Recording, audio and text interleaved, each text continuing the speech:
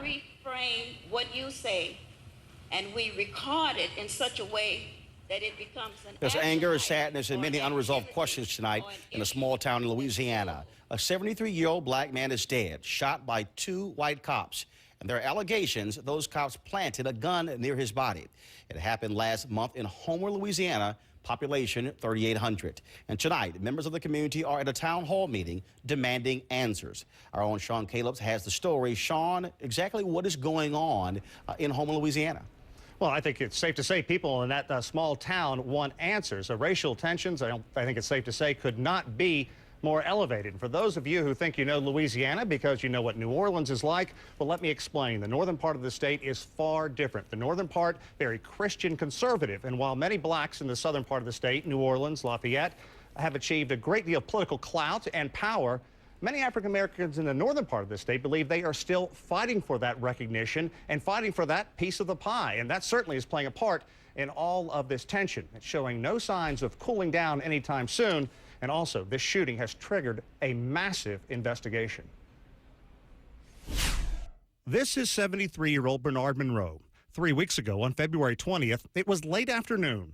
He was barbecuing for his family, their kids, and his grandkids. 2 white police officers pulled up to the house. They'd come to question Monroe's son, Sean. Sean has a long record of arrests and convictions, but he has no outstanding warrants, so it's unclear why police wanted to see him on that day.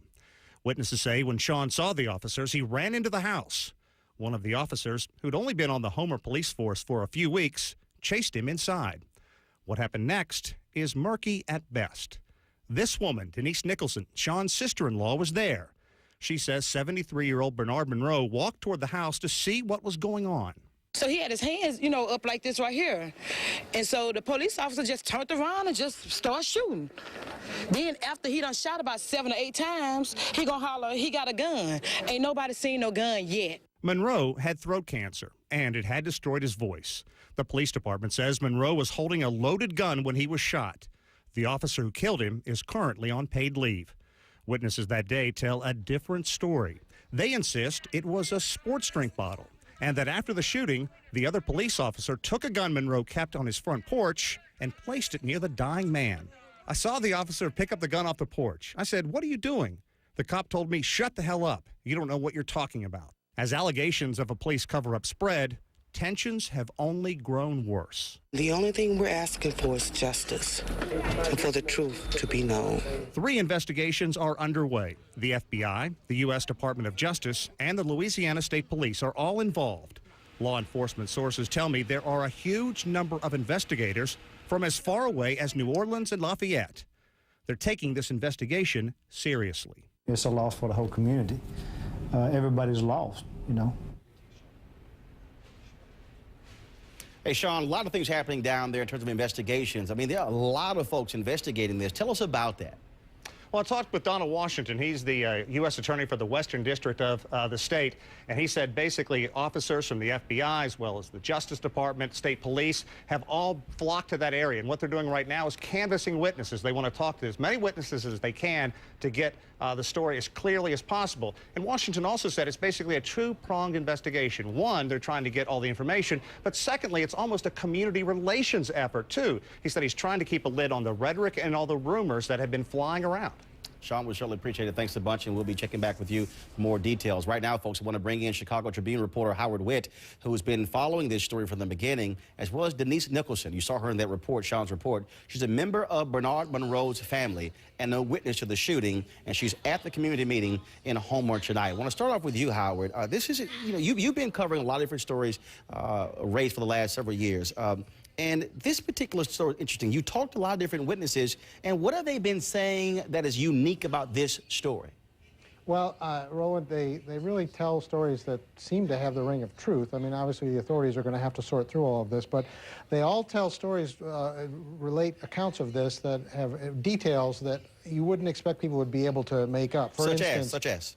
Well, for instance, one of the witnesses said that he saw the police officer take a latex glove and instead of putting it in his hand, drape it over his hand in order to pick up this gun with his fingers and place it next to Mr. Monroe, and he said it was a blue latex glove. Well, when I talked to the local police chief there a few hours later, the police chief, and I told the police chief what this witness had said, the police chief said, oh yeah, well, what color did he say the glove was? And I said, well, the witness said the glove was blue. And the police chief, you could kind of see the blood drain from his face, and he said, that's right, we have blue police issue latex gloves. So there's details like that that just have the ring of truth. Denise, I want to go to you. You said when the police drove by at first, everything seemed okay, but what happened after that? Okay, well, initially we was all sitting out. We was all sitting out laughing and talking, and I walked up to the truck that Sean was in, and I had got a text message on my phone, so I told Sean to look at the text message. So as I was talking to Sean, I looked up and saw 2 police cars coming down the road. We're used to them patrolling through there, so we didn't think nothing was up. The police came down the road. As they was coming down the road, I had asked Sean to move on down so that he could, the police could go on through. Well, they stopped. And when they stopped and talked to my niece and asked my niece what happened to... The first officer stopped and asked my niece what happened to her leg. So when he asked her what happened to her leg, she told him she had had surgery on her leg. So in the midst of him asking her that, he said, asked her, did she break her leg? And she said, no, I just had surgery on my leg about a month ago. So Mr. Ben, which is... So Denise, you had officers who were talking to you and the family, but then all of a sudden, when they began to approach the porch, at what point did Mr. Monroe get shot, and did you actually witness him being shot? Yes, I saw him get shot, but it was like 2 or 3 minutes before that even happened, because after the conversation was about a minute or a minute and a half about her leg. Mr. Ben got up out of his chair, he started flapping his arms, and the officer asked what did he do, so I turned around and looked at him, and I told them that he was saying that she was chickening around. So after that little part went through, the officer told us, y'all have a nice day. They pulled on down the road, but when they emerged on down the road slowly, they came to a stop. So my niece asked, what are they stopping for? And we all said, we don't know. I don't know what they're stopping for. So at that particular point, the cop stopped in front of his home, and then that's when this whole altercation came about, and then Mr. Monroe was shot, and they also claimed that he had a gun. Now, Howard, what about that whole issue in terms of they're saying that he kept a loaded gun on the porch? Yeah, well, the family members said that this elderly man was an avid hunter, and he actually kept a loaded handgun on his porch all the time and for protection. It's kind of a rough neighborhood where he lives.